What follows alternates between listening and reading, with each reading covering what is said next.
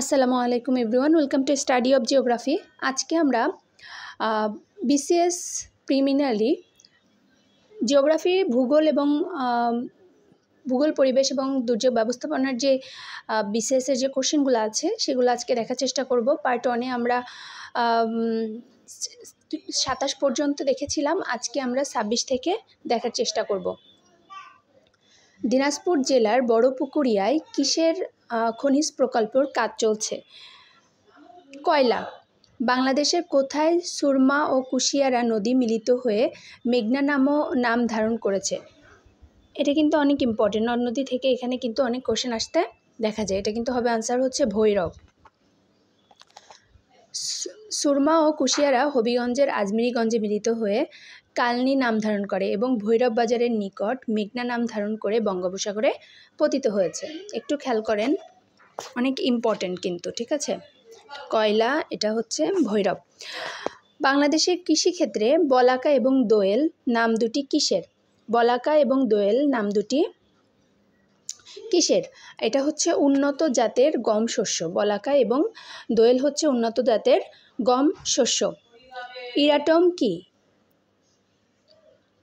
ইরাটম হচ্ছে উন্নত জাতের ধান। ইরাটম কি? উন্নত জাতের ধান। বাংলাদেশের বৃহত্তম সেচ প্রকল্প কোনটি? বাংলাদেশের বৃহত্তম সেচ প্রকল্প হচ্ছে তিস্তা সেচ প্রকল্প। স্পারসো কোন মন্ত্রণালয়ের অধীনে? স্পারসো কিন্তু প্রতিরক্ষা মন্ত্রণালয়ের অধীনে। এটা প্রায় আসতে দেখা যায় কোশ্চেনটা, কিন্তু বিভিন্ন চাকরির পরীক্ষাতে এই কোশ্চেনটা আসে। ভারতের সাথে বাংলাদেশের সীমান্ত জেলা কয়টি? ভারতের সাথে বাংলাদেশের সীমান্ত জেলা হচ্ছে 30টি। বাংলাদেশে একমাত্র পাহাড়ি দ্বীপ কোনটি? পাহাড়ি দ্বীপ হচ্ছে মহেশখালী। বাংলাদেশে একমাত্র মৎস্য গবেষণা ইনস্টিটিউট কোথায় অবস্থিত? মৎস্য গবেষণা ইনস্টিটিউট হচ্ছে চাঁদপুরে অবস্থিত। বাংলাদেশের সীমান্তবর্তী কোন জেলার সাথে ভারতের কোনো সংযোগ নেই? বাংলাদেশের সীমান্তবর্তী কোন জেলার সাথে ভারতের সংযোগ নেই? এটা হচ্ছে বান্দরবনের সাথে ভারতের কোনো সংযোগ নেই। বাংলাদেশের মোট আবাদযোগ্য জমির পরিমাণ কত? বাংলাদেশের মোট আবাদযোগ্য 2,40,00,000 একর। Number A. দক্ষিণ তালপট্টি দ্বীপ কোন নদীর মোহনায় অবস্থিত? দক্ষিণ তালপট্টি দ্বীপ এটা হচ্ছে হাড়িয়াভাঙা নদীর মোহনায় অবস্থিত। বাংলাদেশের চিনি শিল্পের ট্রেনিং ইনস্টিটিউট কোথায় অবস্থিত? বাংলাদেশের চিনি শিল্পের ট্রেনিং ইনস্টিটিউট হচ্ছে ঈশ্বরদী অবস্থিত। গ্রিন হাউস ইফেক্টের জন্য বাংলাদেশের কী ধরনের ক্ষতি হতে পারে? নিম্নভূমি রয়েছে সেগুলো নিমজ্জিত হবে। Number A. জাপান ও রাশিয়ার মধ্যকার বিরোধপূর্ণ দ্বীপটির নাম কি? জাপান ও রাশিয়ার মধ্যকার বিরোধপূর্ণ দ্বীপটি হচ্ছে কুরিল দ্বীপপুঞ্জ। কোন তারিখে আন্তর্জাতিক পরিবেশ দিবস হিসেবে পালিত হয়? 5 June.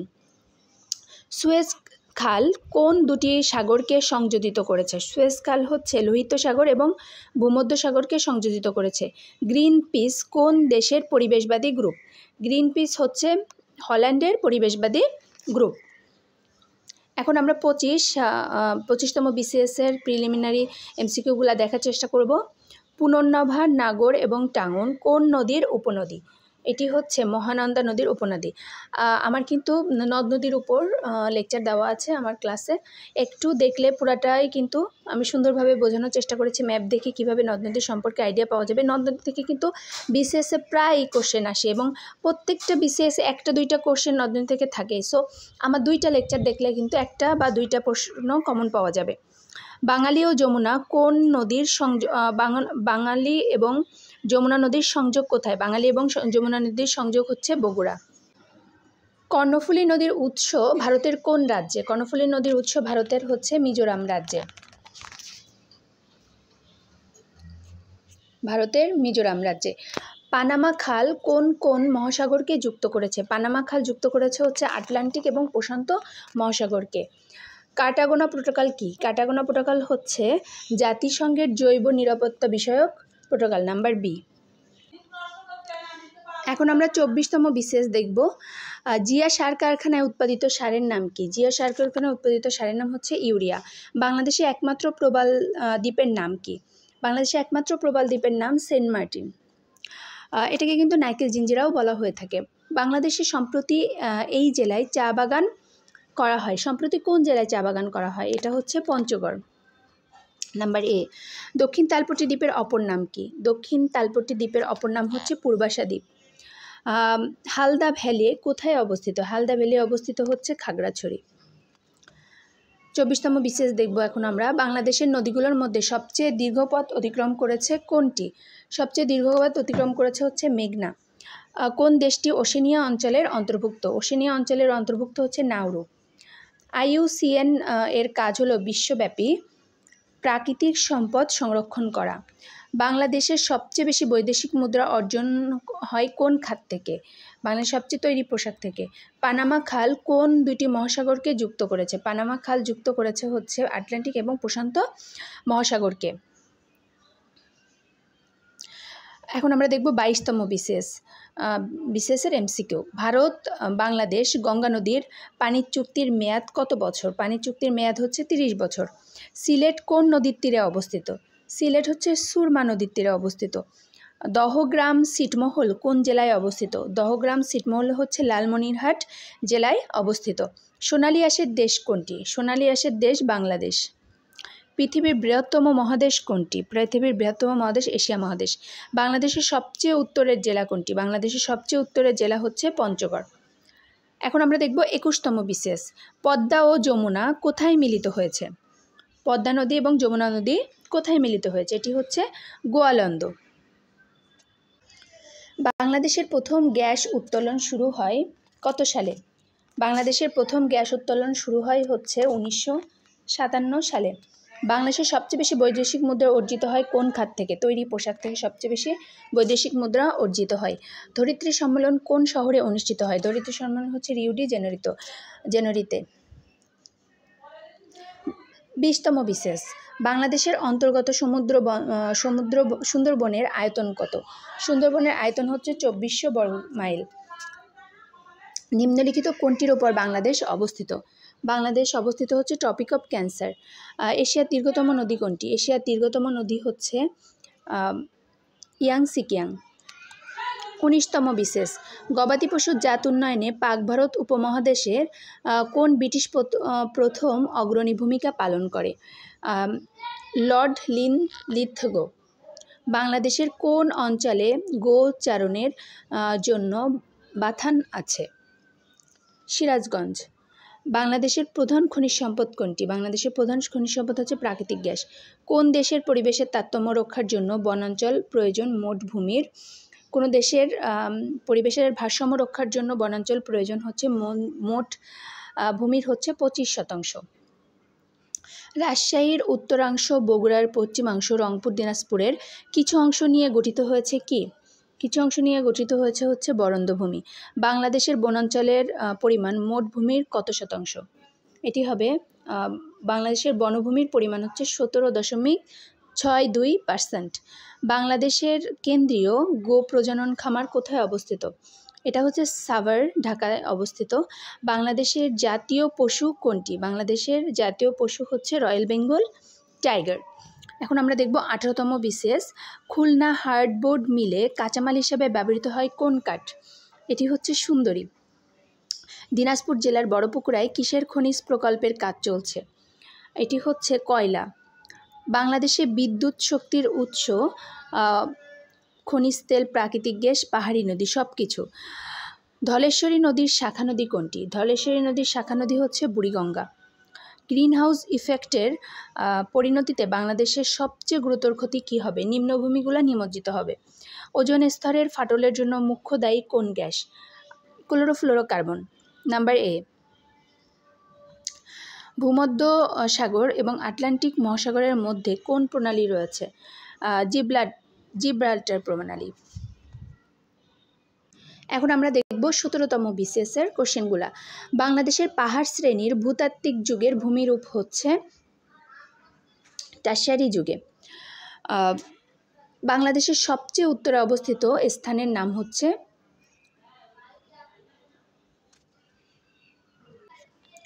Banglabandha. Swatch of no গ্রাউন্ডের মানে এটি হচ্ছে বঙ্গোপসাগরের একটি খাদের নাম। Number D. বাংলাদেশের গবাদি পশুতে প্রথম ভ্রূণ বদল করা হয় কত তারিখে? 5 মে 1995 সালে। বাংলাদেশে ঢোকার পর গঙ্গা নদী ব্রহ্মপুত্র যমুনার সাথে নিম্নোক্ত একটি জায়গায় মেশে। গোয়ালন্দ। কক্সবাজার ছাড়া বাংলাদেশে আরেকটি আকর্ষণীয় এবং পর্যটন অনুকূল সমুদ্র সৈকত হচ্ছে পটুয়াখালীর কুয়াকাটা। বাংলাদেশে অতি পরিচিত খাদ্য গোলালু। এই খাদ্য আমাদের দেশে আনা হয়েছিল ইউরোপের হল্যান্ড থেকে। কাপ্তাই থেকে প্লাবিত পার্বত্য চট্টগ্রামের উপত্যকা এলাকা হচ্ছে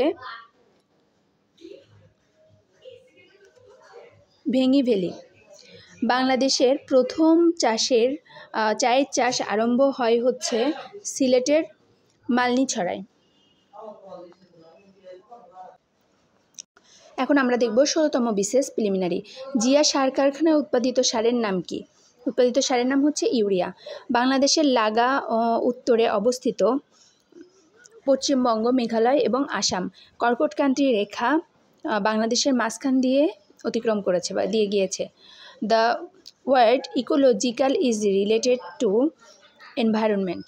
15তম বিশেষ দেখব আমরা এখন। গঙ্গা, ব্রহ্মপুত্র ও মেঘনার সম্মিলিত নদী বাহিকা কত শতাংশ বাংলাদেশের অন্তর্ভুক্ত? 33%। বাংলাদেশ ও মায়ানমার কোন নদী দ্বারা বিভক্ত? বাংলাদেশ এবং মায়ানমার হচ্ছে নাফ নদী দ্বারা বিভক্ত। তেঁতুলিয়া কোন জেলায় অবস্থিত? তেঁতুলিয়া হচ্ছে পঞ্চগড় জেলায় অবস্থিত। হিমছড়ি কোন শহরের নিকট অবস্থিত? হিমছড়ি কক্সবাজার শহরের নিকট অবস্থিত। বাংলাদেশের পানি সম্পদের চাহিদা সবচেয়ে বেশি কোন খাতে? পানি সম্পদের চাহিদা সবচেয়ে বেশি হচ্ছে কৃষি খাতে। সেন্ট মার্টিন দ্বীপের আরেকটি নাম হচ্ছে নাইকেল জিঞ্জিরা। আকাবা কোন দেশের সমুদ্র বন্দর? আকাবা হচ্ছে জর্ডানের সমুদ্র বন্দর। বাংলাদেশের সারা বছর নাব্য নদীপথের দৈর্ঘ্য কত? 5200 কিলোমিটার। এখন আমরা সলভ করব 14তম বিসিএসের প্রিলিমিনারি কোশ্চেনগুলা। দহগ্রাম ছিটমহল কোন জেলায় অবস্থিত? দহগ্রাম ছিটমহল হচ্ছে লালমনিরহাট জেলায় অবস্থিত। দক্ষিণ তালপট্টি দ্বীপ কোন নদীর মোহনায় অবস্থিত? হারিয়াভাঙা নদীর মোহনায় অবস্থিত। এটা আগেও কিন্তু এসেছে। পুনর্নাভার, নাগর ও টাঙ্গন কোন নদীর উপনদী? এগুলো হচ্ছে মহানন্দার উপনদী। যমুনা নদী কোথায় পতিত হয়েছে? যমুনা নদীর উৎপত্তিস্থল হিমালয়ের কৈলাস শৃঙ্গের মানস সরোবর কাছে চেমায়ারংডুং হিমবাহ থেকে। যমুনা নদী গোয়ালন্দে পদ্মার সাথে মিলিত হয়েছে। তাহলে এখানে আনসার হবে ক। তারপর হচ্ছে বাংলাদেশের সবচেয়ে উত্তরের জেলা কোনটি? বাংলাদেশের সবচেয়ে উত্তরের জেলা হচ্ছে পঞ্চগড়। আর স্থান যখন বলবে তখন কিন্তু বাংলা বান্দা, এটা একটু খেয়াল রাখতে হবে। জেলা এবং স্থানে খেয়াল রাখতে হবে। ঘোড়াশাল সার কারখানা উৎপাদিত সার কোনটি? ঘোড়াশাল সার কারখানা উৎপাদিত সার হচ্ছে ইউরিয়া। বাংলাদেশের মৎস্য আইনে কত সেন্টিমিটারের কম দৈর্ঘ্যের রুই জাতীয় মাছের পোনা মারা নিষেধ? 23 সেন্টিমিটার। বাংলাদেশের প্রধান জাহাজ নির্মাণ কারখানা কোথায় অবস্থিত? এটা হচ্ছে খুলনায় অবস্থিত। চন্দ্রঘোনায় কাগজ কলের প্রধান কাঁচামাল কি?